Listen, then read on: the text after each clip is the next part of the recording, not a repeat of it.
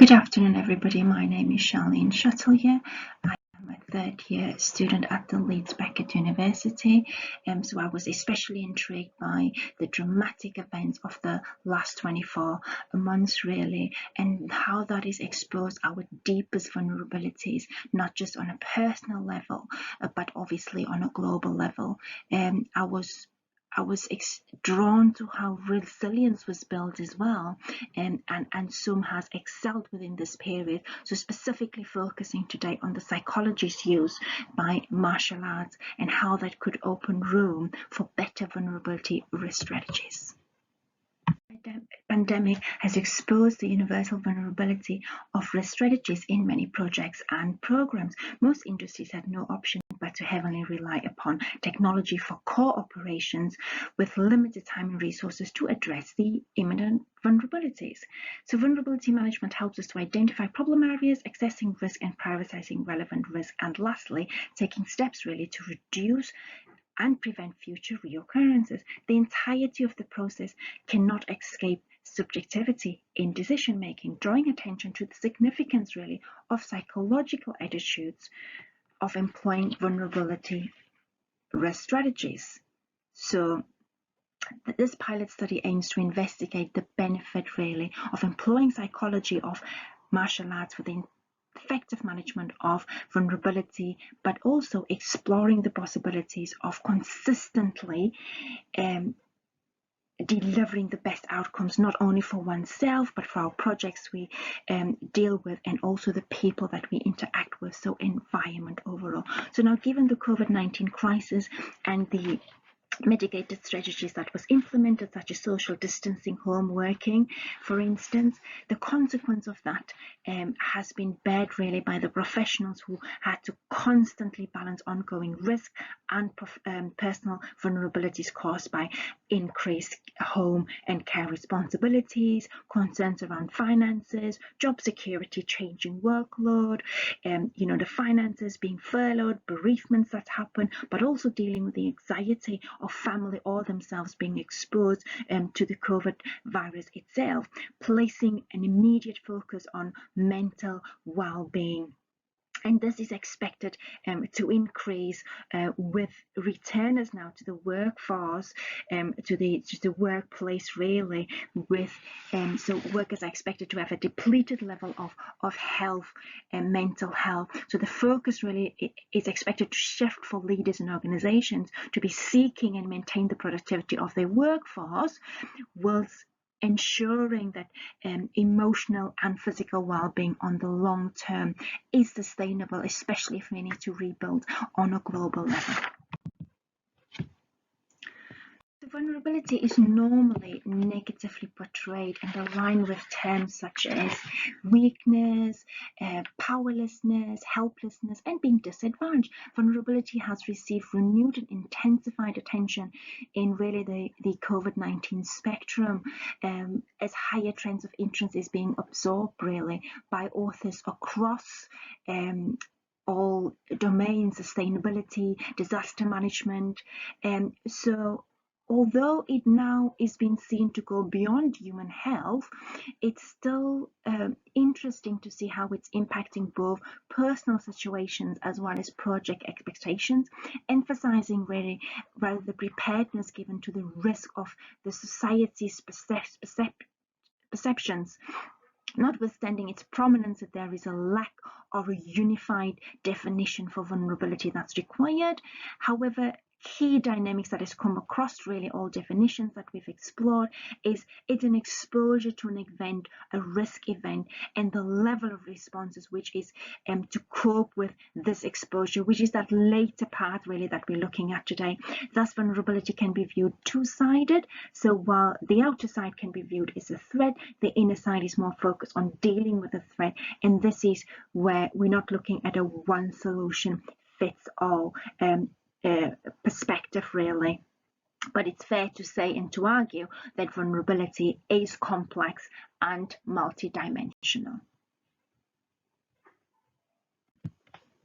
So although the economic and health risk impact has been known, the extent of vulnerability, exposure, and coping mechanisms still remains mostly unknown, which triggered the significance and value of this paper and offers to build on the body of knowledge really for future sustainability. So this research indicates that leaders embracing vulnerabilities leads to stronger relationships with a team, enhanced productivity, and better overall results really. So the link here is made between psychology being used in martial arts and the level of well-being and health that is necessitated now for effective productivity. So investigating really based on the plausibility that the principles of martial arts can not only support but also underpin strategies for vulnerability management, which makes it a worthwhile study to look at. So this study has really adjusted and applied the vulnerability model first introduced by Brickman 2005. So the fears of vulnerability we'd be looking at here is indicating a bottom upward shift really, causing an influence movement from intrinsic personal impact to a more external multidimensional influence. So here the first fear, for instance, would be referring to the vulnerability as an intrinsic risk factor, something like stress, how is that is dealt with on a personal level, but then all the way going through to fear 5, for instance, where we're looking at a multidimensional vulnerability, where we'd be looking at a hybrid interactive environment where we'd be expecting a physical, social, economic, environmental adaptation and movement about how that stress eventually is being dealt with, but also the resilience that plays across society and stakeholders in dealing with negative emotions and attitudes, and how we can positively deal with that. So yes, something definitely to look at and read, very interesting. In terms of the methodology, so we'd be looking here at the pilot study really, which contends to support the view from Newman and Benz really, to the expected dichotomy existing between quantitative and qualitative approaches are false. So we're looking at a pragmatic epistemological stance, really advocating integrating of systems and taking a view that purity here does not get the research done. So philosophy is adopted really to the hypothesis that's been defined below, and research methods is supporting subjectivity but also quantifying for better interpretation and understanding. So the data were collected using convenience and snowball sampling, using SurveyMonkey really, which is easy analysis, and because of time constraint, we've been looking at a 5-minute timeline was allocated to make sure that it's focused throughout, linked scale, multiple choice questions to make sure that there is adverse and favorable options really based on perceptions and experiences as well. So we've had a response of about 12 participants that's taken the survey from Leeds West Acres Martial Arts Club, and the focus was on 3 domains. So personal vulnerabilities in terms of your physical effects, cognitive effects, but also the attitudes testing across the 3 below. So how do they positively influence, for instance, one's own vulnerabilities, and then moving on to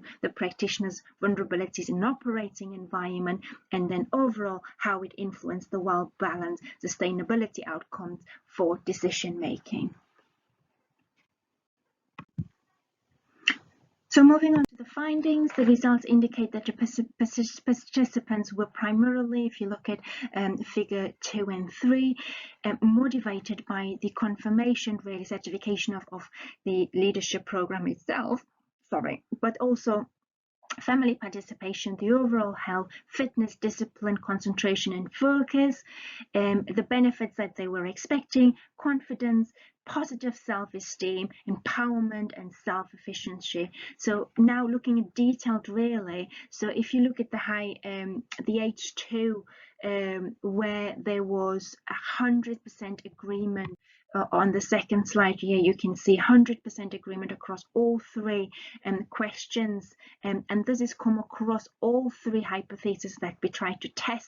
So really strong opinion coming across, and you can see this in the paper copy, page 8 till 10, which links us back to the vulnerability fears discussed above, where we're looking at an intrinsic risk factors and how that is transferred externally, either positively and negatively, and then we need to find strategies around to deal with this in a positive way. So this signifies really the importance of addressing these vulnerabilities early enough to maximize the output at all levels, so both individual, project, society and communities, etc. So the last two slides is looking at the recommendations. I'm just going to leave this on for a second or two. Here I would draw your attention basically to the size of the pilot size, which unfortunately is not allowing us to generalize the findings. However, the method that's been used has been regarded as most appropriate, and also the findings is proven to have an original contribution and most appropriate as well. So yeah, most definitely offering us an opportunity to look at better efficiency, productivity, sustainability, but calls for greater investments. So lastly, just really concluding at the very last that yes, we can adapt and change the way we manage post-pandemic in terms of the intrinsic shift now that's required, but most importantly it's how we're going to move forward now and invest really addressing those personal vulnerabilities for the greater benefit of all. Thank you. Any questions, please do let me know.